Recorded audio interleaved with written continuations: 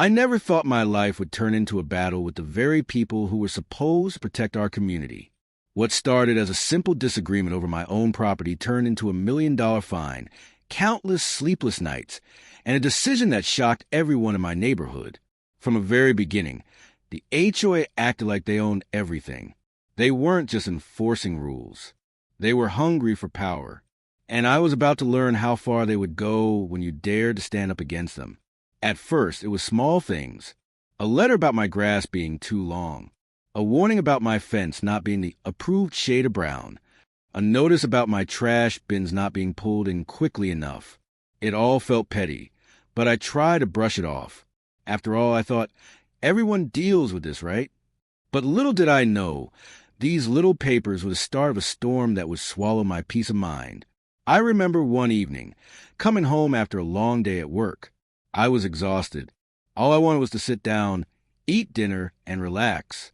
But instead, I found another bright yellow paper taped to my front door. It said I was being fined again, this time for having my holiday lights up too long. The lights that I hadn't even gotten around to taking down because of my busy schedule. I felt my face flush with anger. Why did they care? Why did they keep watching me like hawks circling their prey? The more they fined me, the more I realized it wasn't about rules. It was about control. It was about reminding me and everyone else that they had power over our lives. And if you challenged them, they would come down harder. I tried reasoning with them. I attended meetings. I spoke politely. I explained my side. But every word fell on deaf ears. They looked at me like I was some troublemaker who didn't respect the system. They didn't want peace. They wanted submission. And then things escalated. One day, I opened my mailbox and nearly dropped the envelope in shock. It was a notice stating that my violations had added up. According to them, my unpaid fines now stood at $1 million. $1 million. I laughed at first. It felt like a cruel joke. How could they even come up with such a ridiculous number? But then reality hit. This wasn't a prank. This was their weapon. A calculated attempt to scare me into bowing down. I can't even explain the weight of that moment. My chest felt tight. My hands trembled. I sat at my kitchen table staring at that piece of paper until the words blurred. My family worried about me. I barely slept. I kept asking myself, why me? What did I do to deserve this? The neighbors whispered. Some pitied me. Others avoided me, as if siding with me would put them in the HOA's crosshairs too. I felt alone, like I was standing in the middle of a battlefield with arrows flying from every direction. But instead of breaking me, their $1 million threat lit a fire inside me. If they thought I would roll over and give in, they were wrong. They had taken my peace, my energy, and my reputation. But they weren't going to take my pride. So I started fighting back. I researched HOA laws. I talked to lawyers. I dug into community bylaws. And the deeper I went, the more I realized just how corrupt and manipulative the system was. These people weren't guardians of the community. They were tyrants in suits. Then came the turning point, a chance to turn the tables. The HOA had been mismanaging community funds for years, and rumors swirled about their shady accounting. I discovered that the neighborhood pool, the one they bragged about owning, was actually up for sale because they couldn't keep up with the bills. The irony hit me like a lightning bolt. Here was the very thing they used to lure people into the neighborhood. Their pride and joy, about to slip from their hands.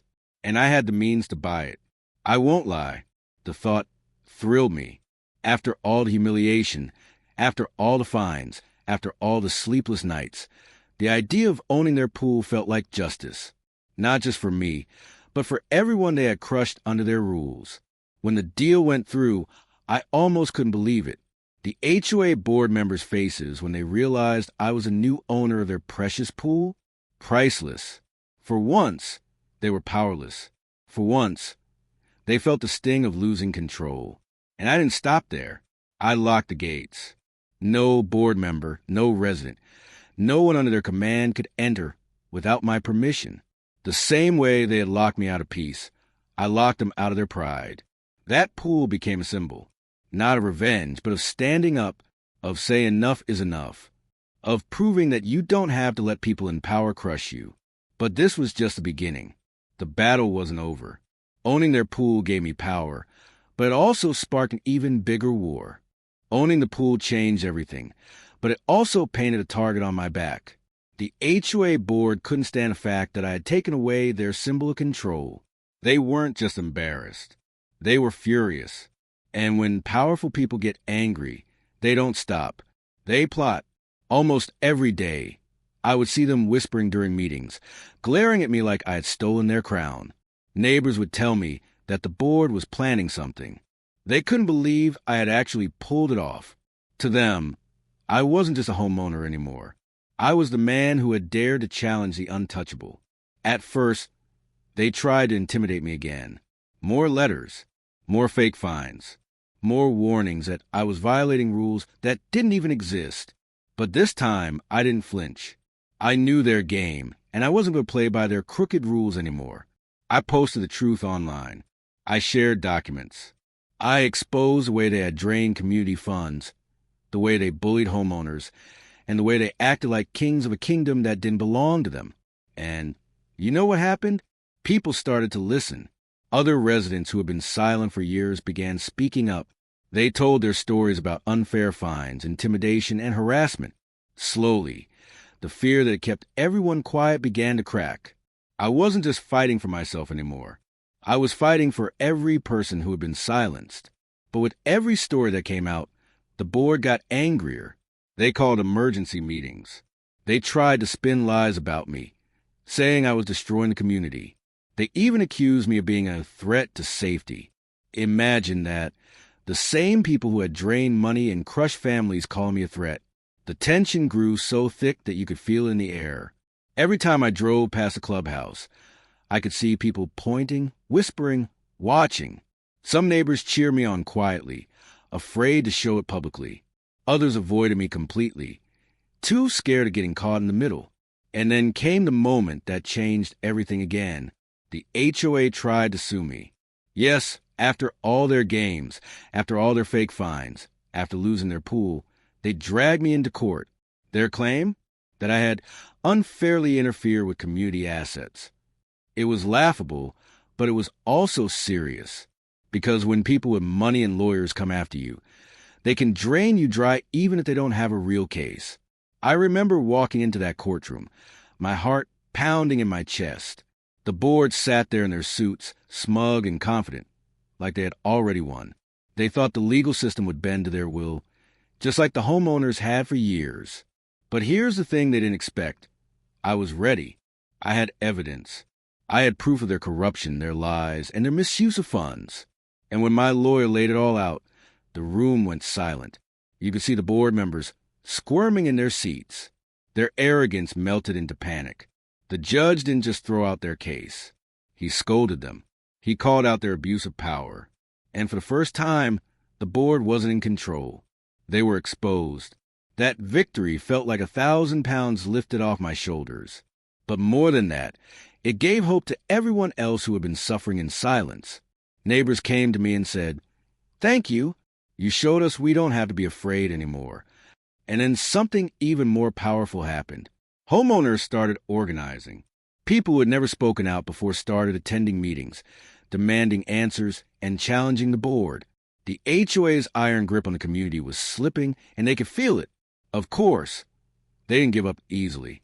They tried smear campaigns. They tried intimidation. They even sent anonymous letters to my house, calling me names and telling me to watch my back. But by then, their fear tactics didn't work anymore. Once people see the truth, you can't blind them again. The pool, which had once been a symbol of their power, became a rallying point for the community. I opened it up, not for the board, not for their rules, but for the families who actually lived there. Kids laughed, parents relaxed, and for the first time in a long time, people felt free. That pool wasn't just water and concrete.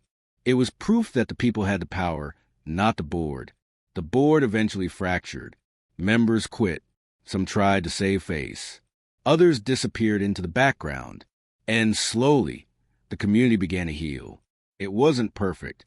It would never erase the years of fear and fines. But it was a start. Looking back now, I realize this fight was never just about me. It was about standing up when someone abuses power. It was about refusing to be silenced. It was about showing that even when the odds are stacked against you, one voice can spark a movement. Yes, they fined me $1 million. Yes, they tried to break me. But in the end, they lost their pool, they lost their power, and they lost the fear they had built their empire on. And if you're watching this, maybe you face your own HOA. Maybe it wasn't a board, but a boss, a bully, or someone who thought they could crush you with rules and control. Let this be your reminder. You don't have to bow down. You can fight back. You can stand tall. You can turn the tables. Because sometimes the very thing they use to control you can become the weapon that sets you free. So, if this story hit you, don't just scroll away. Share it. Comment your thoughts. Tell me if you've ever dealt with an unfair HOA or someone abusing power. And remember, you have more strength than you think.